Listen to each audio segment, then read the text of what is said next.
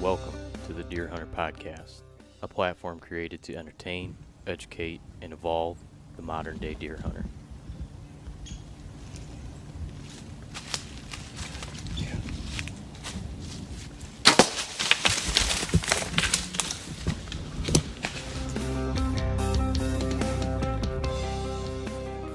After a host of electrical problems at my home here today, got home and had no power, and obviously no storms or bad weather in the area, so I was completely confused, but looks like a bad transformer or something down my street, so I was kind of struggling to figure out how we were going to do this, but power came on about 15 minutes ago, and it worked out. Awesome. Yeah, I'm glad that you got it worked out. So, Sam, what's your last name? Shaffer. And are you the sole owner of, why don't you tell me, actually? Okay. Yeah, I did, found the company and start, everything related to it. I have someone that's a partner of mine now, minority owner. But, primarily it is still me that drives most everything that occurs, with the products and with marketing the products and doing a lot of the communication even. So it's, it's the way things need to be when you start out, on a small scale like we did. Where are you guys out of? I'm out of Pennsylvania, York County, Pennsylvania. Oh, awesome. So, it's an area that is considered heavy, gets a lot of heavy action as far as bow hunting goes. And certainly for, the retail end of things, a lot of archery related businesses in this area. We have Kinsey nearby, Lancaster Archery. So it's kind of considered a retail haven for archers, this area. Nice. Yeah, I've always been interested in Pennsylvania just because they have it seems a real, they share a lot of similarities to the state of Michigan as far as culture goes with deer hunting. Yeah. And, Yes.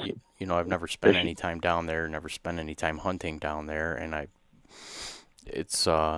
don't know, it's just, I have a good connection typically with anybody that I ever talk to from Pennsylvania, especially when we start talking about deer hunting. Yeah. Yeah. And speaking with guys out that way, and, I get the sense that the deer herd is similar too in a lot of ways. Oh yeah. So, and the amount of pressure as well is also relatively similar. Yeah. There's not a whole lot you can do when you have a lot of people that all want to deer hunt. It can make things difficult. Yeah. It can make things complicated. Yeah. Yeah. Being a bow hunting at this point only, hunter, I'd prefer not to have to deal with as many of the gun hunters as are out here. That's, the Orange Army comes out in force every gun season. I hear you. And really does stir up the herd. So you exclusively bow hunt? You don't gun hunt at all? No, I haven't for about 3 years now. Oh, really? For a long while I had considered going that route, and then, just felt like the challenge of archery just kept pulling me more and more towards making that decision. Just go all archery. It's not that critical to have a certain amount of meat in the freezer. If it comes down to it, certainly my family isn't going to starve if I don't, right. If I don't go out with a gun. And I starting the business, it made sense too to keep with that route and to stay only, and to really focus and hone in on bow hunting. Can you bow hunt in PA during gun season, or does it get shut down? Oh, absolutely. Oh yeah. You can hunt. It's that's taking a step backwards, and most guys highs. Sure. But you're putting yourself in a disadvantage. But yeah, you absolutely can. I have, and it's a challenge because you have deer, behaving in very frantic, scared fashion, and it's not as easy to really get good shots. Oh yeah. No, I do know. I never miss an opening day of firearm here in Michigan, and I never really miss the last day of what I would call the first bow season here in Michigan, which would be November 14th, and it's always bittersweet to kind of lay that bow down in the case that evening and pick up the gun, but I know exactly what you're Yeah. talking about. So Guys, and mid-November as well. That's the first season. November 15th is when our firearm opens. Yeah. Yep. Okay. Yeah, it's around our archery ends around that time, and it's always frustrating because that's here anyway when the rut is really in full swing, and you have to stop hunting for 2 weeks. Right. So it's frustrating. The PA archers. Did you have something posted on one of your social media outlets? Were you already deer hunting? Or was somebody? Yeah, Maryland. Yeah. So Oh, okay. yeah. Their season started the 8th. So I'm only about 20, well, actually less than 20 miles from the PA Maryland line. Oh, okay. And, it's a much more liberal season there. Bag limits much larger. And, but on the other hand, it's tough to get access to good land. But I thought, hey, I had the time to work it in here and there and get an out-of-state license. Yeah, that's really nice to be able to. We have an early doe season here in the state of Michigan that takes place this weekend. It's just a 2-day period for Saturday and Sunday, and I believe it's firearm only, but it's an antlerless 2-day season. And then there's also what they call the Liberty Hunt, which is, I believe, a disabled hunt and a youth hunt. Any children under the age of 16 this weekend on Saturday and Sunday, accompanied by a Cool. guardian, can go out and take a deer as well. So actually, I guess Michigan's deer season opens this weekend as well. Cool. Good. Yeah, that's a good opportunity to expose more people, to the joy of hunting. Yeah, That's great. I agree. It that would depend on who you talk to. There's definitely a group of people that it irritates because it no doubt Yeah. stirs up the deer a little bit before everybody has equal opportunity, but it's for kids and it's 2 days and they had the numbers But out. yeah, when it comes to hunts, yeah.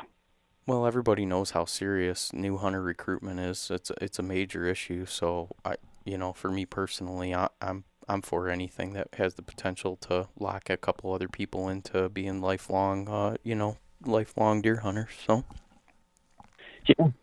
Yeah, if you can get kids steer away from Xbox and into the woods, that's always a good thing. yeah, no, I fully agree. So let's talk about T.A.P. I guess real quick before we get into your company and what you're doing currently.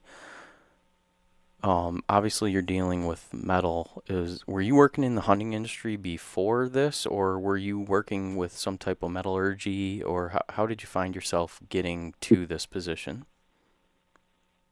It's a long story, but no, I wasn't. I wasn't in the hunting industry, and I also was not previously working in a field that had me dealing with exotic alloys like this. But going back, so we have to take a bunch of steps back here to understand the story. About 13, 14 years ago, I had gotten into, through my own playing in organized softball, I had gotten into dealing with a lot of high-level players that played at like major levels. And, I started becoming aware of their need and their desire for high-performance bats. So started, doing my own research and being a naturally kind of physics-oriented person and being very into engineering, like mechanical engineering types of things. I was really interested in what could be done and started to do, like I said, do research and talk to people and realized that, that I could get into doing titanium alloy applications with softball bats. So I started modifying bats, and literally it got really big. It got to hundreds of people all over the country, and I was providing people these bats based on certain specs that I had found worked. And, so having that background where I did that for about 3 years really showed me, and of course, all along I was an archer. I've been bow hunting for 25 years now.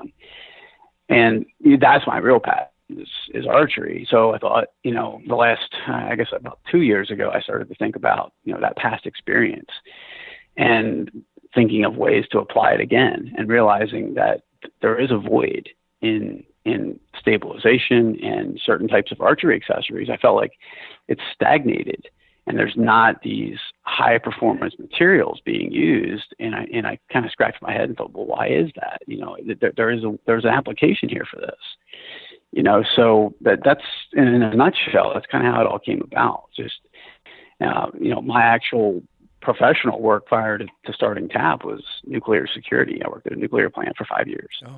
And, so it's a dramatic shift, and, being in a job like that, it's a great, great paying job, very secure and all that, but doesn't really tend to foster the creativity that I naturally have in me and I constantly want to explore and think about.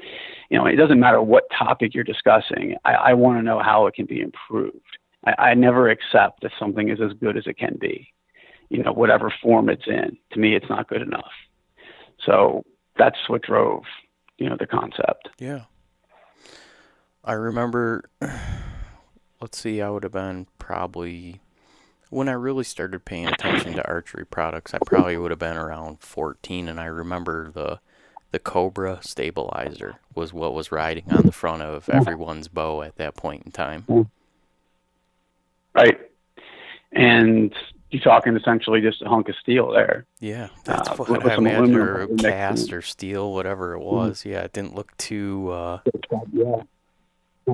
No, and you look at things like that and think, wow, how many people purchased that and used that, assuming that was because that's what they were offered. That was the best thing that could be had at that point. Right. And that's even the case today to some degree. I see a lot of acceptance of the status quo. This is what people use. This is what the guys I know tell me to use. This is what, so-and-so sponsored shooter for, Gold Tip or whoever. That's what they use. It must be the best. But, I don't mean to offend anybody, but it's not. There is far more potential in other materials. By all means, feel free to offend anyone on our show. We reiterate that this is not a safe space. So, okay, well, I love that because I am very opinionated, and I tend to sometimes. Nope, you're fine. Run we a are a group of relatively unprofessional outdoorsmen is how we classify ourselves. So. Well, I do have to be a little more careful now that I am in a position where I am to, trying to foster certain relationships. I completely but nonetheless, I will still say what I think. And if I think it's a particular product that's out there is essentially, smoke and mirrors or junk, I'll say it. Yeah. Because when it comes to stabilizers, that's what it is. That's how I see it. And in the hunting industry, a lot of stuff, my eyes have been opened a little bit in the last year, really, as I've started to try to develop this platform and work with people that work in the hunting industry and kind of look behind the doors and see that products aren't always what they seem to be, and a lot of things is hearsay and flash, and this is what's on the shelf, and this is, some hunting products, let's just say they look very cool, and you will pick them up for that reason, but not knowing, what and why and how they work. And it's kind of nice now, and I think the internet's fully responsible for it, is that a lot of I don't want to classify you as a smaller company. I don't know how big your company is, but a lot of new companies are emerging, and they have the opportunity to showcase better products via social media outlets like podcasts and get out to the general consumer, whereas before it was basically, it was mainstream TV, cable network, and what you saw on the shelves at the sporting goods stores. Yep. Yeah, and that limited, that really did limit, I think, the innovation that could occur through smaller companies that may have had phenomenal concepts or ideas that they wanted to push forward that really didn't have the way to get the audience, get the eyes on the product. If you didn't have money to afford advertising through a television show, or you can't get on the store, the shelves of a big box store, you're out of luck at that point. Right. Now, we've proven that the concept of understanding the potential in social media and exploiting it has huge rewards. If you have a consistent message, keep beating that drum, people will start paying attention. Yeah. And if you have something that can back up, that's the big part of it, though, is when people do take a chance on you. Yes. And they are shooting your product. If it's living up to the potential, if it's living up to the things you say it will do, now you're really getting traction through your social media and through the other avenues you have. Yeah. So that's when it connected with me, is when I first purchased like my direct consumer product, and it was far superior quality to any other product that I had my hands on, and it just kind of opened my eyes, and I thought, boy, what other companies are out here that are doing this? And I don't know about other industries. I'm sure it's happening everywhere, but I pay obviously close attention to the hunting industry, and there's a lot of companies that are going that route. Are you? I know you obviously have a website. Do you do dealer sales? Do you do store sales or direct to consumer? Like what's your overall business motto? At this point, with we've had to look at, the last year, kind of take the data and say, well, we understand that it is a developing business, but also these trends that we're seeing are significant. So a lot of direct sale has occurred, and that's the majority of the business. And it's impressive, and it's surprising in some ways how much of the business is generated through that, through word of mouth, through, seeing a post or whatever it may be. There are some dealers. We have 6 dealers, I think, only at this point. And I'm not really seeking new dealers. And that's part of the reason there aren't more, is the dealers we do have essentially found us. And that's the way I intend to continue, because the dealer crowd is not easy to provide them what they want, so especially the guys that are more of an old school mentality. And, again, not to bash on anyone or anything like that, but if you're not fully aware that someone like T.A.P or a company like T.A.P can come along and do quite well without you, if you're not able to see that the social media is so vital and powerful. And there's a lot of dealers that just don't embrace that concept, and they say, well, you need me. You will not succeed without me. And I disagree. So, I'm willing to give them their typical profit margins, but they have to be looking for T.A.P, essentially. And, that's, down the line, I think we'll be able to do more efforts on our part to maybe try to rope in some more dealers, but it's not needed at this point. I mean, I can directly access people that are in decision-making positions in companies and talk about partnerships with them and get places that just in the past, I don't think you could so easily do. So I've been seeing that, Major League Bowhunter having that affiliation has been really significant for us. And that was accomplished by reaching out through social media. I didn't have a go-between or a middleman. I said, hey, I'm going to talk to these guys, and this is what I have, and are you interested in it? And they were, so dealers are, in some cases not as educated about the product as I'd like them to be. That's another part of the problem, is that, they may take it on, but not even ask really much about why it's better, what is inside, to what extent I can tell you anyway. It's more of an issue of, in their mind, how long is it going to sit on the shelf? How many people are going to come in and say, well, I want the cooler looking one, like you referenced earlier. Cool looking, catchy looking sells a lot. Right. And, functionality and does not always sell because it doesn't look like it. If it doesn't look like it's a high-tech item, it can't be. Right. That's the baffling that's a conundrum I think people face. Is, well, it has to look really, really high tech and high performance for it to be. And wrong. In many cases, the most simple design are some of the most functional design. Right.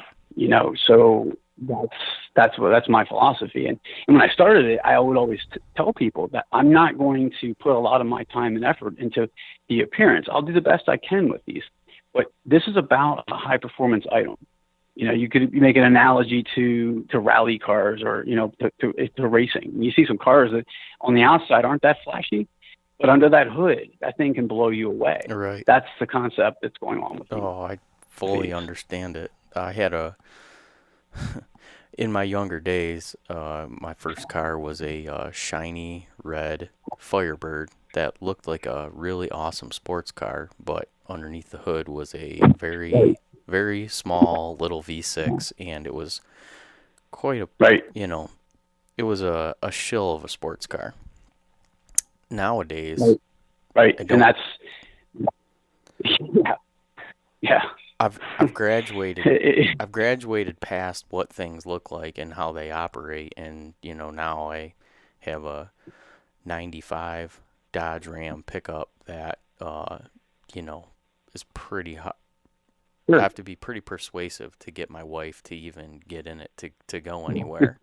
But right. it's got a big V8, and the whole thing's been rebuilt, and you could hook up a 28-foot camper right now and haul it across the country.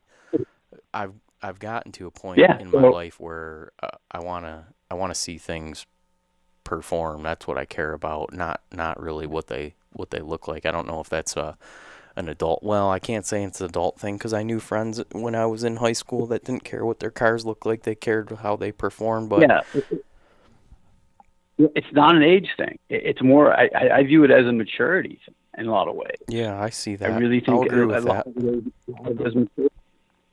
And the consumer today. Well, I mean, I shouldn't generalize. Archery consumers are probably a bit different in many ways than others, but we all have certain traits in common. And a lot of people buy so much on impulse and not really thinking about what is the concept behind this product, and is it giving me what I want or what I need.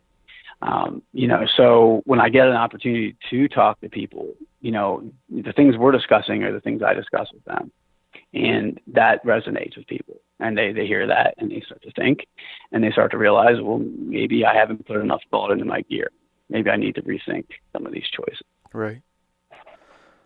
Let's talk a little bit in depth about what this is. So I see on your site you call it, I mean, historically everyone has called them stabilizers, but you title yours as suppressor.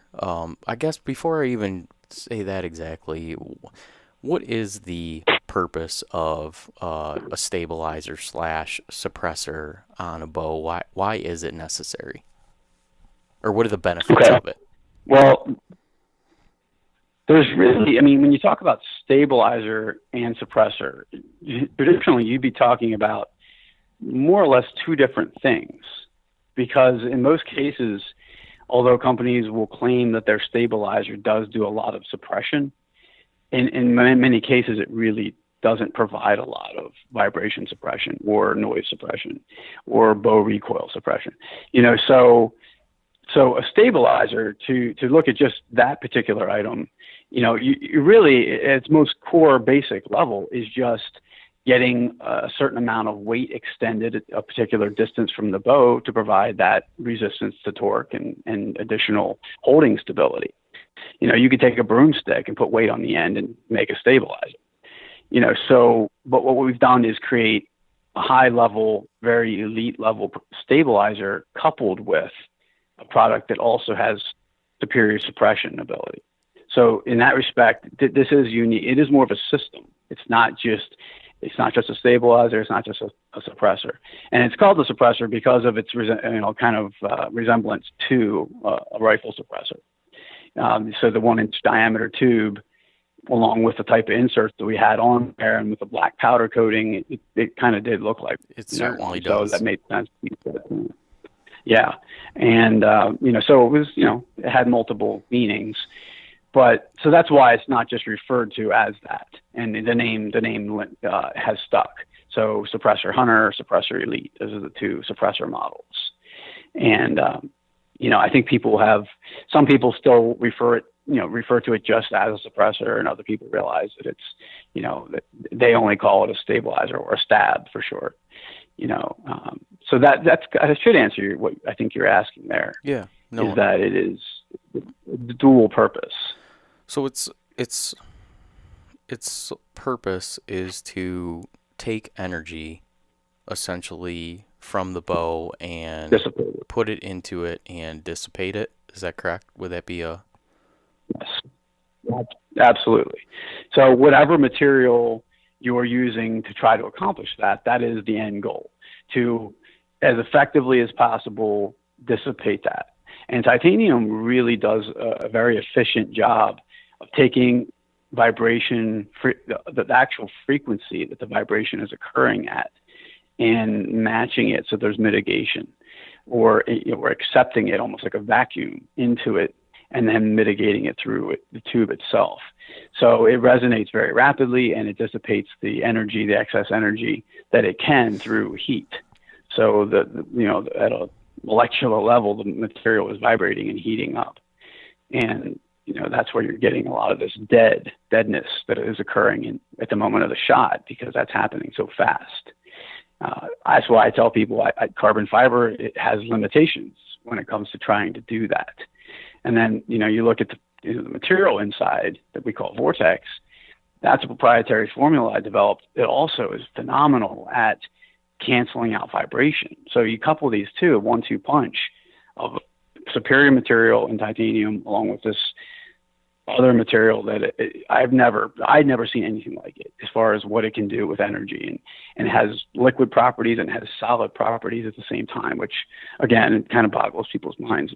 I can't say too much because I don't want to give it away, but the two of those things are just phenomenal. So is the end goal just to make the bow... Well, obviously the end goal is to make the bow more accurate. So I guess how does that translate in from it taking the energy and, like you said, making the bow feel dead in the hand, and taking that, I've shot my bow with it on there, and I noticed the difference right away. My bow is 10 years old, and so it's got some noise to it compared to some of the brand new bows, and it helped quite a bit. Yeah. Yeah. But, yeah, obviously the end goal is to be a more accurate archer. Right, regardless of anything. I guess, yeah. Yeah, my question is, how does that translate into accuracy? It generally will, and it should translate into accuracy because of the lack of movement that the bow itself is exhibiting. I mean, if you watch high-speed video, we've done that. We've done the high-speed frame, 1,000 plus frames per second, where you watch the bow simply not recoiling the way it typically would. And if you watch where the arrow is as the shot is occurring, as the string is coming forward, so the arrow is still on the rest. And in many cases, if you don't have proper stabilization or good suppression, the bow will start to pitch a little bit as the arrow is leaving the rest. I mean, we're only talking, hundreds, thousandths of a second, but it's enough to influence flight. It's enough to impact maybe a couple inches in terms of downrange, point of impact. So those things matter greatly with archery and accuracy.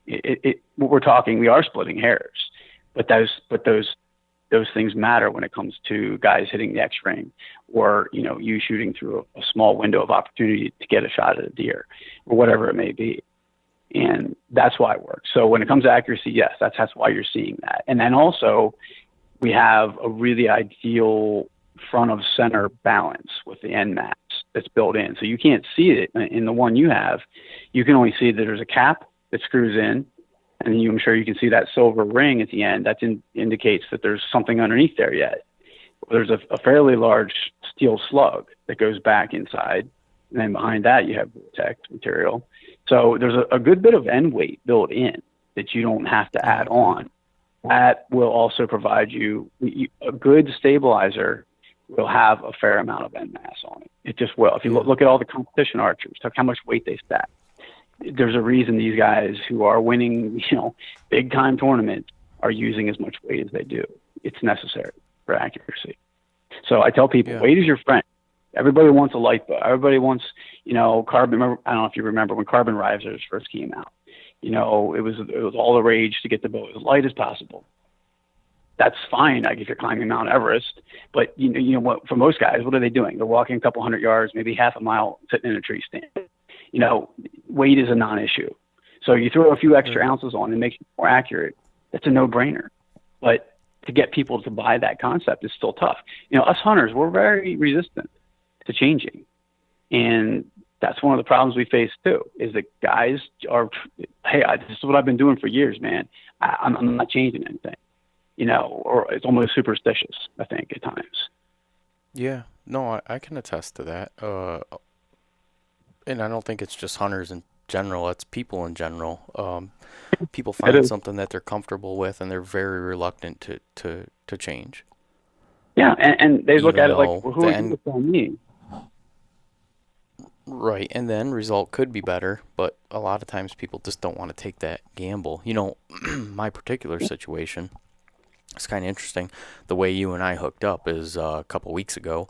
I was over at my friend Dave Thomas's place at the Bowhunter Planet studio, and you had just wrapped up a podcast with those guys, and your product was sitting all over their tables, and I picked one up, and I'm looking, I'm like, man, this thing's cool. I was talking to Dave about it, and he's like, yeah, they're legit. Like those guys shoot a ton of bows. They know product, and Dave told me, he said, this thing's pretty slick. And that's why I reached out to you. And I had my current bow is a 10-year-old diamond black ice. I've never had any issues with the bow. It's always been pull it out, shoot a couple arrows, nothing happened. It's shooting bullseyes. Great, let's go hunting. So for that reason, I've kept it and I've loved it. But 10 years, just this year, my brother's like, dude, you have to at least put a set of strings on that if you're going to keep shooting it. It's 10 years old. And I'm like, yeah, I'll agree with that. And so my brother took my bow, he put new strings on it, and he was shooting it, and he said, this bow's a little loud. Well, he's got a brand new G5. Well, not brand new, but a couple years old, a real nice G5, or Prime, I guess, is how they brand G5 brands their bows. And he said, I don't know if it's just because I'm used to shooting this newer bow, or if, your bow has some vibration in it, or what the deal is, but it was noticeable. So I had I believe it was made by Limb Savers. It looked like a stack of 20 half-inch thick rubber washers hanging off the front of my bow. And I thought, man, that thing's got to suck up some. Yeah. And so I picked up your product and I put it on the front of that bow, and within shooting it a dozen times, I could notice a difference. And the vibration of the bow never really bothered me, but it's nice that it dampened it quite a bit. And the more impressive thing for me is that I haven't done a ton of shooting. I've shot probably 50 arrows out of the bow now, but out to 30 yards, everything's pretty much been touch and fletchings, and that's what I care about. Yes, that's what you should care about. That's what everybody should care about. Well, unfortunately, a lot of people, everybody does care about that, but a lot of people do care about the fact that the stabilization unit and the quiver and the sights all match, and the strings colors match, and the peep matches, because I There's a mean, lot let's of face that. it, if you go on Instagram right now and you scroll Right, through bow hunting feed right, and look at some of the pictures of the bows, right. it's like you're at a car show, you Yeah, know, and that and yeah, and that'll get you more likes. A nice looking, it color potentially match. could. It will, and I've seen it plenty of times. Uh, but does that produce results? It might. I mean, that guy might be a phenomenal shooter and really have his act together. On the other hand, it might not be the focus that it should be. It is, Right. in the field performance. So, yeah, I'm glad to hear that it's worked so well for you. And with an older bow like that, you have to look at the fact that engineering in bows has improved a good bit the last, say, 5, 7 years in particular. So, you are going to notice it even more on an older bow. But the Right. majority of people who buy our product have bows that are probably less than 2 years old. I mean, most of the people I deal with are buying new bows on a regular basis, it seems like. So Right. even new bows that are considered top of the line are still guys are still finding that there is room to improve this. So that's why we still have a place in the market. That's why it's not maxed out the potential yet, and I don't think it ever will be. You can never get 100% efficiency out of a compound bow. It's physically impossible. So it's exciting. It really is, and it's good to hear that. And it doesn't have all the cool stuff on the outside. You don't see the rubber doohickeys hanging off of the Stinger has the rubber thing on the end, the limb saver thing. It looks kind of cool, and when you see that, you think, well, that like you said, well, that has to work. Look at that. That's got to do something. Right. Uh, you Yeah. see It ours, looks like and it you came think, from outer space. right, and you see this, and you think, well, that's a straight tube. Well, what can that do? But it's concealed under the skin is where all the action is. Right. Well, it's interesting to me that since I started paying attention, once I picked up your product, and like we were talking about social media, scrolling through Facebook and Instagram, I keep coming across people that are pretty serious hunters, real serious hunters, and I keep seeing your product on the front of their bow. And it's like, hey, that's Yeah, cool. I see, what do you yeah, think about that? And everybody has good things to say about it. So it's like you said, at the end of the day, the product has to perform. yeah, and it will speak volumes for itself. Like you're saying, if it's appearing in situations where it's already an established, credible hunter or someone who is well known and they're using it, that says a lot. And today I got a text from Brandon Adams from Major League Bowhunter. He sent me a picture of a Kansas buck he just shot this morning, and there's I our saw it. stabilizer, there's our string stop, and so I consider people like that, very knowledgeable and credible. And if they're not. Look, I mean, people that work with different hunting type shows and celebrities in the industry often do have to give certain financial consideration to get involved with those guys. That's not what we did with these guys. This is more of a product based thing, really. It is. So I look at that as very, very genuine and sincere. And the feedback I get from them is that they use it because they believe in it and they believe T.A.P can go somewhere. So it's not, well, they gave me enough. The check was big enough for me to use a stabilizer. It's not like that at all. But that is the case, I'm sure, with other people out there. Yeah, a lot of times now it's about, who the person is that's backing the company up and are they going to do what they say that they're going to do. And when the product, you know, when you're doing, when you're shooting or whatever the product is, does it do what they say that it's going to do? And, that's what it comes down to. And then who's standing behind this? Like, if there's a Yeah. problem with the product or I have a question with the product. Historically, if you went to a box retailer, Mm. a lot of times the consumer is better informed on Yeah. the product that they're seeking Yeah. out because there's Absolutely. so much stuff in some of those stores. How is a person to know? But Right. you know, I I, I like that business motto a lot. The fact that if Yeah. somebody has a question about their product, I'm sure that they can contact you through your social media or through your website or Okay. through your Yeah. email, and ask those kinds of questions. And I encourage it. I really, that makes me excited that people have that level of curiosity, or that they have that level of concern about what they're going to use on their bow. I want them to. Absolutely. Challenge me. Ask me. Tell them, ask me to tell you why this is better. And I will. And if it doesn't work, I tell people, look, if you contact me directly, I'll work something out with you. I'll give you money back, 100% guarantee. I haven't had anybody take me up on that. And we have a lot of stabilizers out there now. So that's testament. That's good to hear. yeah. So just run down your product line real quick on what you offer, and what you carry. Obviously there's two different groups of archers. I know that there's guys that like target shoot. Myself, I'm a bow Mm-hmm. hunter. I don't do any target archery. I don't know if you do any target archery, but do you offer things for the competition shooter, and also for the Yeah. the bow hunter?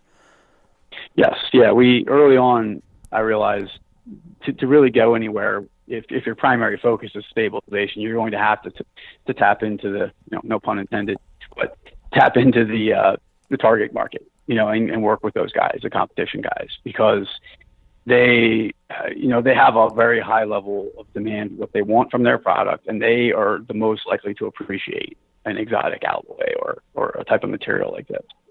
So we have Element X, and that's our target line, and it's a thinner diameter, so it's 5/8 of an inch outer diameter, which is one of the thinnest you can get. There's, I think, a carbon bar that's a little thinner, but for the most part, you see stabilizers that are a little larger outer diameter than what we offer out there.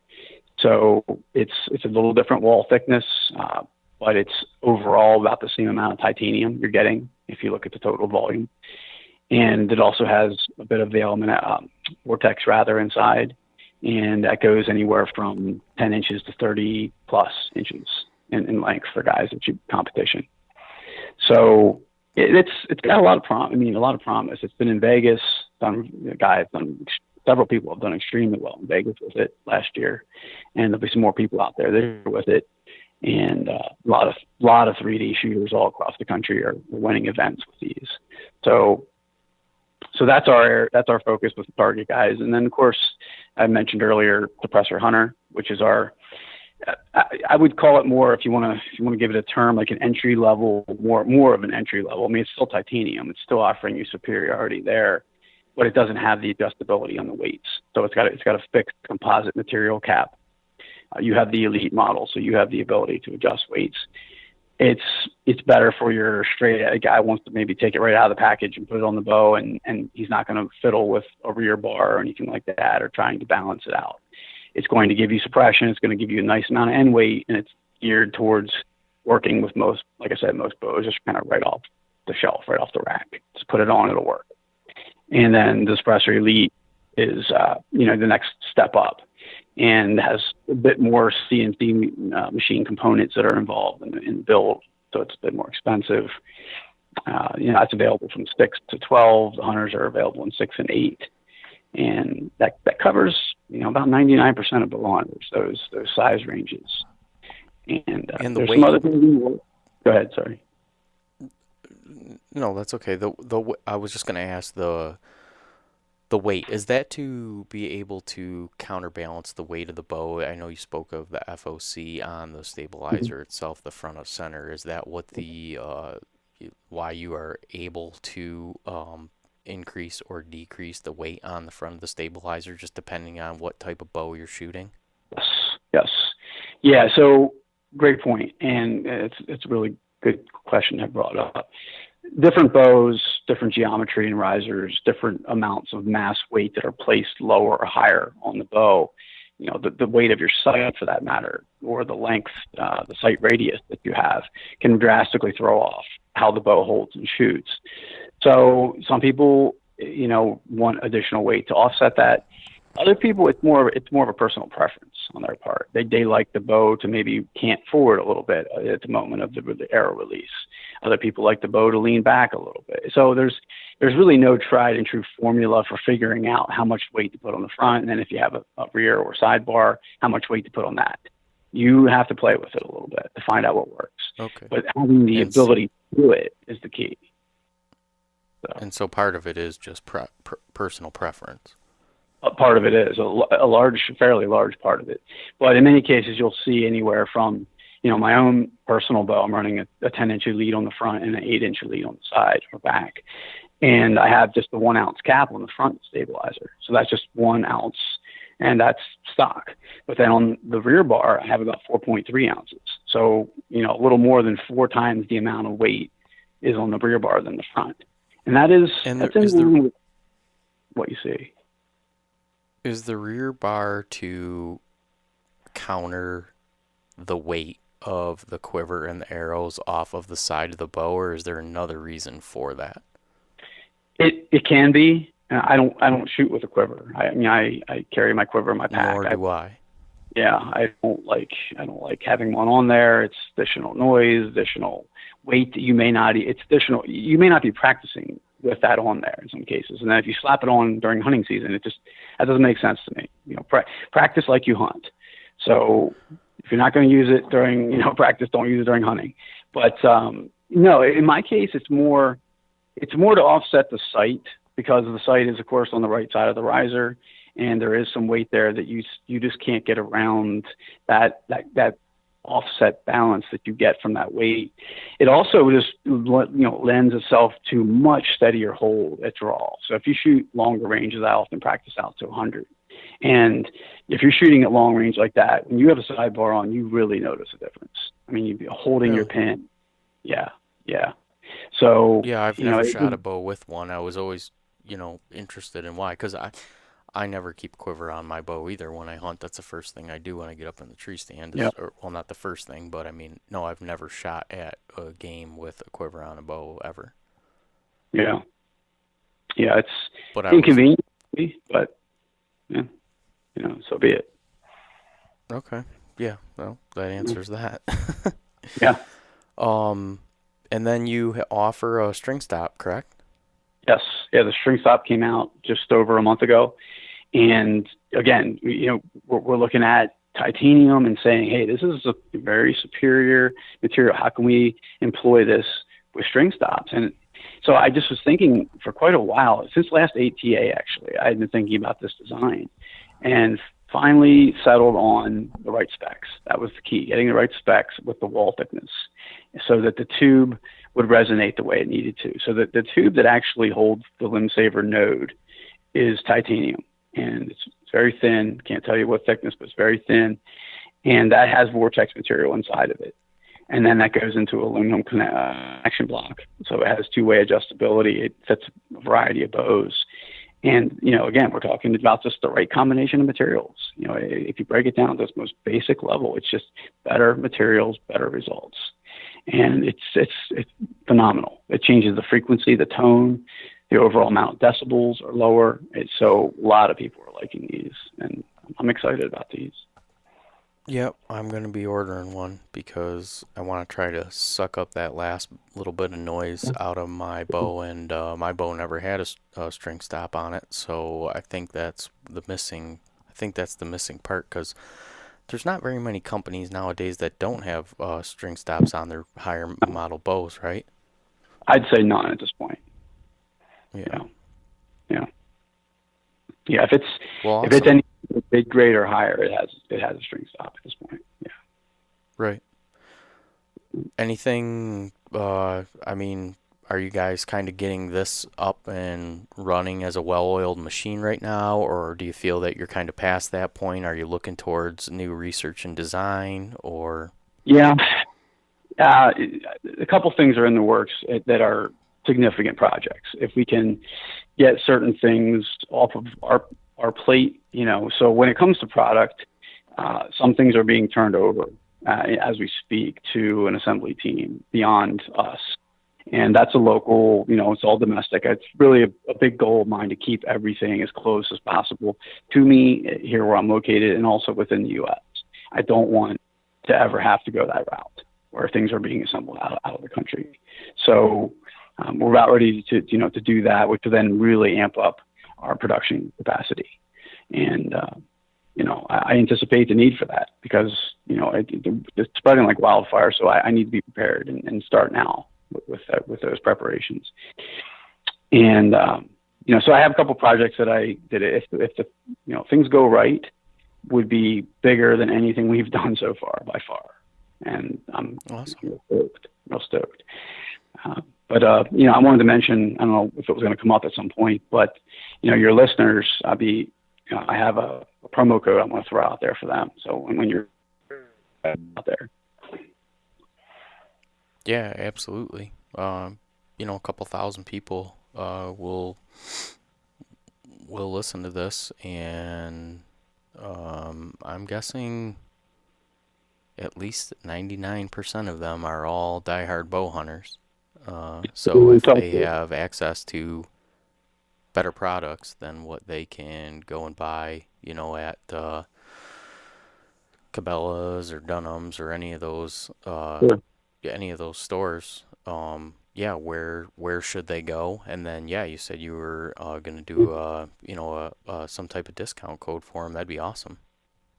Yeah, I'd be happy to do that. I value people that get it, so to speak. You definitely get it, and I believe your listeners would too. So we'll offer 20% off, and that'll apply to suppressor hunters, suppressor elites, Element X, and some of our apparel will also be included in that. So that'll be code Deer Hunter, all one word, 20. And it doesn't matter if it's caps or lowercase, but Deer Hunter 20, and use that on our website at checkout.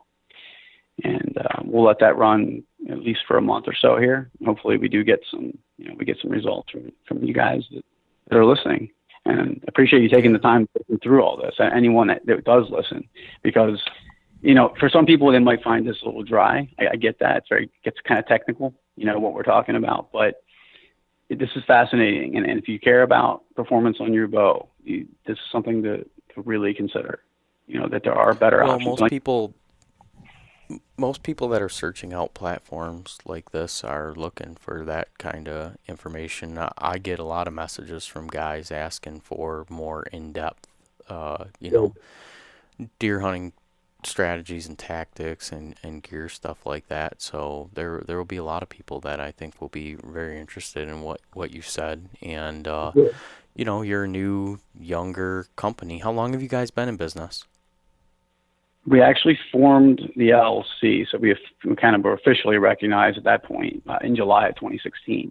The prototype was assembled in March of 2016. So you're just over a year old. Yeah. So you're a very young company. Yeah, very young. That's exciting. It is. It's overwhelming. It's almost surreal at times, to be completely frank, because it doesn't feel like this could have happened the way it did, but we are where we are, and it's great. Where's the other places that people can go to find you? I know that I follow you on Instagram. Do you have what's your Instagram handle? And then do you have a Facebook page, or is there and then obviously what's your web address again? Also, the Instagram is titanium_archery_products, and our website titaniumarcheryproducts.com and facebook.com/titaniumarcheryproducts. And the most of our activity, as you referenced, is Instagram. I mean, we do a lot with Facebook as well, but more so with our brand ambassador team. I interact with those guys a lot through there. We have a crew of about 120 people that are, that would be the equivalent of pro staff, I guess, if you want to call it that. And but Instagram's where we do a lot of our public marketing. Just blast a lot of things out there. Awesome. Yeah, that's great. Last thing I'll say is that I've been impressed with the product. My brother has gotten one, and so has one of my other close friends who's a pretty serious shooter, and they've been overly impressed with it. And our interactions with you have been real positive. So we're happy to support a small business that's trying to get a better product in and out to the consumer's hands without a lot of bells and whistles and fluff. So No matter how big T.A.P gets, I don't think you'll ever see bells and whistles and fluff from us. That's not what, that's not what I do. I really am. It wouldn't be staying true to me at all if I did that. So, but I've been, yeah, Awesome, Sam. Well, I'm happy to anytime you need anything, reach out. And thanks for having me on. yeah, no, I appreciate you coming on, and we'll stay in touch. When you're ready to talk about or release some of your new developments that you're currently working on, I'd be glad to, I'd be interested to talk with you and see what you're bringing to the table. Sure, absolutely. So good luck to you in your 2017 deer hunting season, Ooh. and yeah, we'll do this again down the road in the future. All right, man. It's been great. Okay, Sam. Thanks a lot. Thanks. Take care.